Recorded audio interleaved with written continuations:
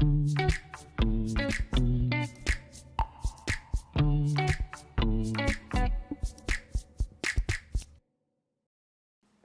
1995, a graphic design teacher named Linda Weinman, and also an aspiring entrepreneur, decided to get the website lynda.com.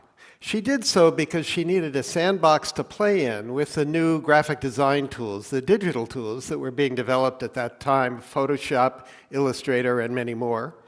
And she needed a place to put her students' work so all could see it. Well, she put that website together, and the business began to grow. And in 2002, she discovered it could be much, much more. So she moved all of her teaching online. Some 16 years later, the business was sold to LinkedIn, who renamed it LinkedIn Learning, sold for $1.5 billion US. Linda is the poster child for what I call the counter-conventional mindsets of entrepreneurs. So I want to tell you about these mindsets today, and here we go. So number one, why do I call them counter-conventional? Well, first, these 6 mindsets run counter to the best practices, as we call them, that are done in big companies today. They fly in the face of much of what we teach at London Business School and other business schools about strategy, about marketing, about risk, and about much more. Now, you might say, John, what do you mean by mindset? A mindset, of course, is up here, right? It's those things, attitudes, habits, thoughts, mental inclination, which, when something comes our way, predetermines the response we make to that something that comes our way. And those somethings, as we entrepreneurs call them, are opportunities. So I want to tell you about these 6 mindsets. And the first one I call Yes, We Can. Now, B-School Strategy 101 says the following. What we're supposed to do in a company is stick to our knitting. We've got to figure out what we're really good at. We call them core competencies, and we've got to build on them, invest in them, nurture them, make them more robust. And if somebody comes along and says, can you do something different that's outside of that, what are we supposed to say? No, I'm sorry, we don't do that around here. Well, a Brazilian entrepreneur named Arnold Correa built a wonderful business that today is called Atmo Digital by disregarding those rules. He had already reinvented his business twice to become a major provider of event management and production services. When one of his customers said to him, you know, I have 260 stores scattered all around Brazil, and Brazil is a big country, and I like to be able to broadcast training and motivational events to the stores in real time. So Arnold, could we put televisions in the training room of all my stores, and could we build a satellite uplink so we can send all this wonderful stuff to the stores? So what did he say? He said, yes, we could do that, even though he knew nothing about satellite technology, had never operated outside Sao Paulo, but he got it done. Then several years later, some of his other customers, one of them in particular, Walmart, said, well, you know, it's nice that we have all of these television screens in the back room of the store, but wouldn't it be cool if we had them on the sales floor? Because then we could run advertising. So when the customer walks down the aisle for detergent, perhaps there's an ad for Procter & Gamble's detergent in that aisle. And what did Arnold say to that request? Yes, we can do that.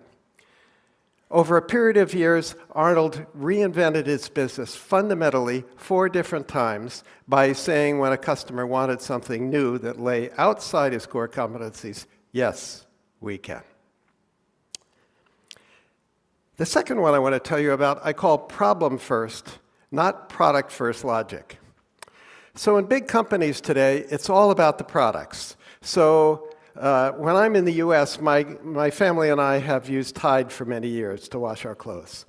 And we get a chuckle every now and then because we can tell a new brand manager has come along, because what happens? They change the product, right? They take the blue speckles out of it and turn them green. And they call it new improved. They change the scent from Mountain Fresh to Sea Breeze, and they call it new, improved. Is this innovation, guys? I'm not so sure. Coca-Cola, what is there? There was Classic Coke, and then there was New Coke. That didn't work out too well. Then there was Diet Coke, and Coke Zero, and Vanilla Coke, and Cherry Coke, lots of Cokes. There was Natural Coke, or Coke Natural, in the green bottle. Do you remember that one? That's gone too. I don't think this is what innovation is all about. But for entrepreneurs, we don't focus on products. We focus on problems. So a guy named Jonathan Thorne developed a technology that did something very useful. This instrument you see in front of you is called a surgical forceps. It's the tool that almost every surgeon in any kind of medical discipline uses to do his or her work. But there's a problem with these surgical forceps. They stick to human tissue. So imagine you're having a facelift and the plastic surgeon is doing the final touches, but the tissue sticks to the forceps. Maybe it's not going to look quite as good as it was supposed to look. And maybe the plastic surgeon's going to get a little frustrated and it's going to take longer to do the work. And John said, you know, that's a problem I think I can solve with a new silver-nickel alloy that he had developed.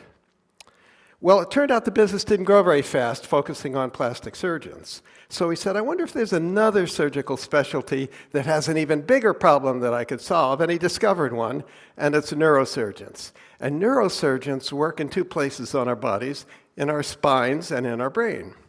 So I hope you never have brain surgery, and I hope I never have it. But if they have to take a little tumor out, I hope the forceps don't stick to some other tissues, because I kind of want to keep all the brain cells I can, right? John Thorne built a fantastic business, sold it some years later to Stryker. Stryker is very happy. John and his investors are very happy too. Why? Because John focused on solving problems, not on thinking about products. The next one, I call it think narrow, not broad. Like John Thorne, an entrepreneur I'm going to tell you about focused on a problem, but thought very narrowly about a target market. But the big company wisdom doesn't want narrow target markets. It wants big target markets, right? Because you've got to move the needle. Why would a big company mess around with something small? But like John Thorne, Philip Knight and Bill Bowerman, when they founded Nike, a company we all know very well today, had identified a problem, but it was a problem that a very narrow target market had. Phil Knight was a runner, a distance runner, and he could run almost not quite a 4-minute mile, and Bill Bowerman was his track coach. And there's a problem with their shoes, because running shoes in those days were really made for sprinters, and when sprinters train, they run around a track. It's a nice, smooth track. But distance runners don't run around tracks. Where do they run? They run on country paths and dirt roads, and they're always stepping on sticks and rocks. And so they get sprained ankles, and they run mile after mile after mile, and they get shin splints. Well, Knight and Bowerman said, we need better shoes, shoes that are made especially for distance runners, especially elite distance runners who really train a whole lot. So we're going to build a better shoe that's going to have better lateral stability, a wider footbed. It's going to have a little more cushioning in it to protect against those shin splints. And by the way, if it's a little bit lighter weight, a few ounces lighter times all the steps in running a mile or a 2-mile or a marathon, it's going to make for faster race times too. So we know what happened with Nike, right? Once they developed the skills to design shoes explicitly made for a target market, a narrow one, and once they learned to import those shoes from Asia, and once they learned to get athletes to adopt those shoes, what did they do? Well, John McEnroe in tennis, Michael Jordan and basketball came next, and we know what the story is with Nike today. They're the global leader in athletic footwear and much more. Okay, the next one, asking for the cash and riding the float. Big companies today are awash in cash. Even in these tricky times we're in today, there's cash all over the place, right? Merck, in 2018, spent all this money $18 billion, giving money back to shareholders through stock buybacks and dividends, and they could only find $10 billion worth of R&D to do with all that cash. Is something wrong here? I think this just doesn't feel right. But for entrepreneurs like Elon Musk and the Tesla team, cash is the lifeblood of the entrepreneurial venture. So when Musk joined the Tesla team, he said, well, what's the plan here? And the team had a plan. It was to build a really fancy sports car, make a lot of money from that one, use that money to build a somewhat lower price car, make some money from that one, and then we're going to build a mass market car that more people can afford. And in so doing, we're going to make a real dent in the emissions problem that the global automobile industry creates. Well, what Musk said is, well, let's go see if we can sell some cars. So they did a little roadshow in California, and they invited people on this little roadshow with 3 characteristics. Number 1, they cared about the environment. Number 2, they were wealthy. And number 3, they thought it might be cool to have the next big thing parked in their driveway. Well, guess what? They sold 100 Tesla Roadsters for $100,000 each, cash on the barrelhead, pay tonight. How much? Do the math. How much money they got to start building Roadsters? $10 million US in the bank, in cash, before they had built Roadster number 1. Well, that principle has carried Tesla all the way through its journey.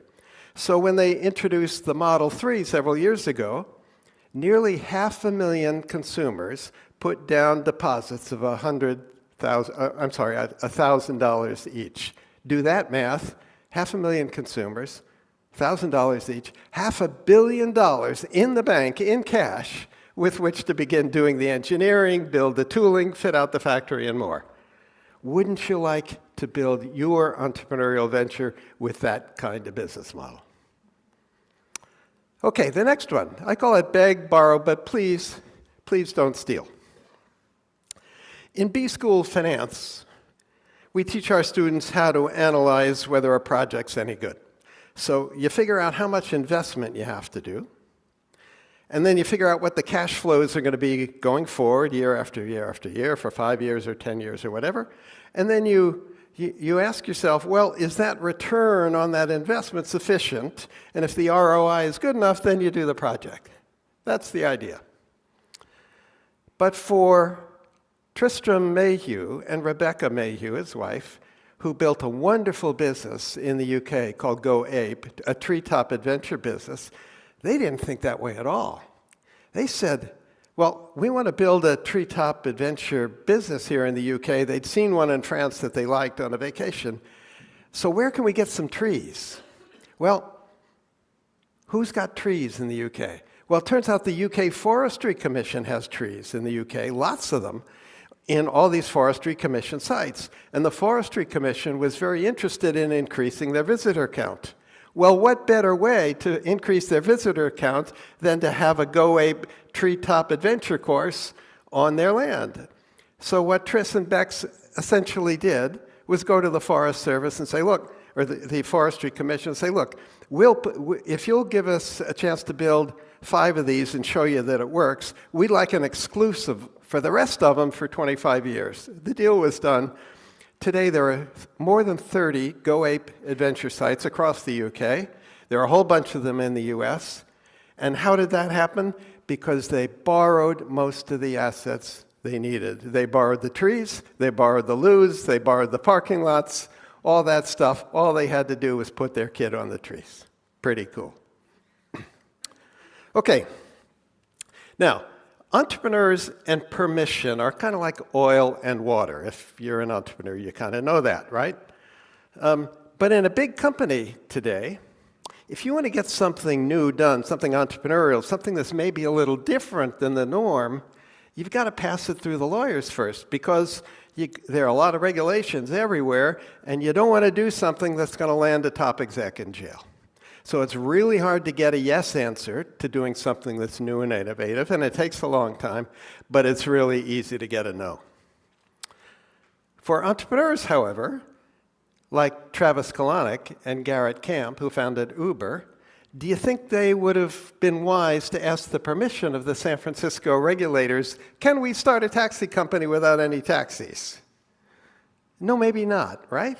Because had they asked, what do you think the regulators would have said? There's no way you're going to do that. That's going to threaten the current taxi industry, right? So entrepreneurs don't ask permission. They just get on with it. Now, I don't condone many of the things that Uber did along the journey, many of them unethical, some of them probably illegal. But the principle of entrepreneurs just getting on with it when the regulations are perhaps ambiguous or haven't sort of considered what could be done today digitally, that's when you get on with it. Okay, so I want to close with 4 questions for you. Question number 1, which of these mindsets are embodied in you today? Maybe 1 or 2 of them already. Question number 2, which of the others can you learn? Are these learnable? I think they are. Question number 3, can you teach these to somebody you work with who has some challenges for which these mindsets might help? And more pertinently today, is there a challenge you face today for which one of these mindsets, or a couple of them, might help you get beyond the roadblocks you're facing with that challenge? Okay, so there we go. 6 counter-conventional, break-the-rules mindsets that can help anyone, maybe you, change the world.